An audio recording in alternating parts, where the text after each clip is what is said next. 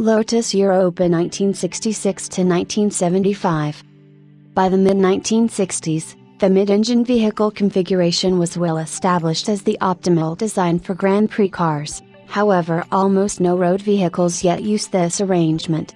Lotus planned the Europa to be a volume-produced, two-seater mid-engine sports coupe built to reasonable cost, quite an ambitious goal for the time.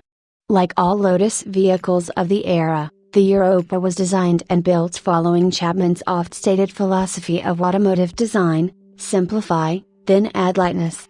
To this end, a number of ingenious design approaches were made by Lotus to allow it to economically overcome the many challenges presented by the novel mid-engine arrangement.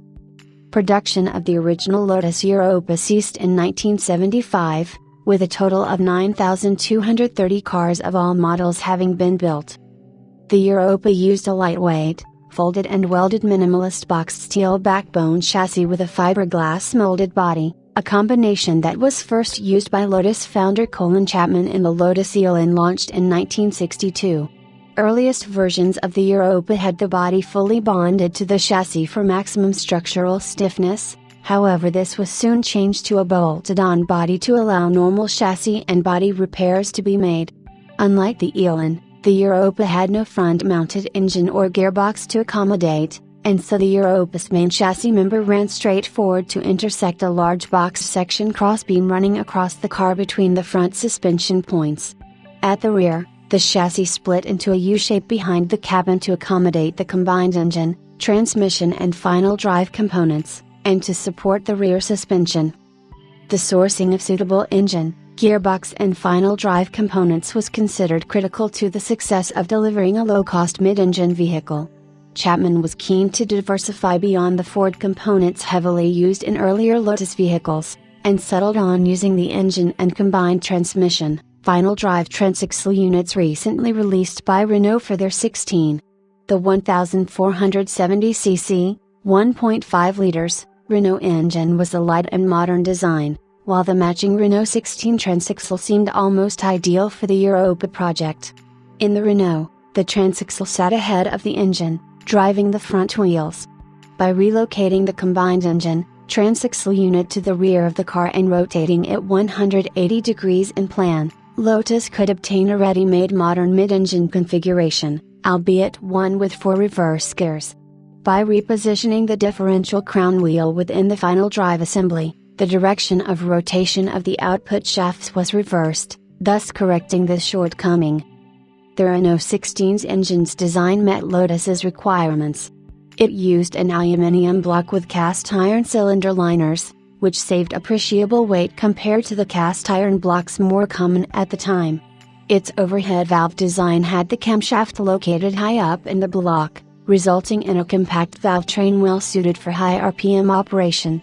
Most importantly, all the engine ancillaries, water pump, belt drives, alternator, were driven off a V-belt pulley fixed to the transaxle end of the camshaft instead of being driven by the engine's crankshaft. When fitted to the Europa, this pulley location put all the engine's ancillaries at its rear face, giving easy access for maintenance, rather than them being located against the vehicle's bulkhead as for most conventional engines. For Lotus use, the Renault engine was given a number of key improvements, including a higher compression ratio, 10.25 instead of 8.6, larger inlet valves, revised valve timings, dual valve springs and a twin-barrel carburetor. These changes lifted the engine's power by 23% from 63 horsepower, 47 kilowatts, at 5,000 revolutions per minute to 82 horsepower, 61 kilowatts, at 6,000 revolutions per minute. For U.S. export, a detuned 1565 cc, 1.6 liters, version with a maximum output of 80 horsepower, 60 kilowatts, at 6,000 revolutions per minute was fitted. Later, Europa models were fitted with the same Ford-based Lotus twin-cam engine used in the Elan range since 1962.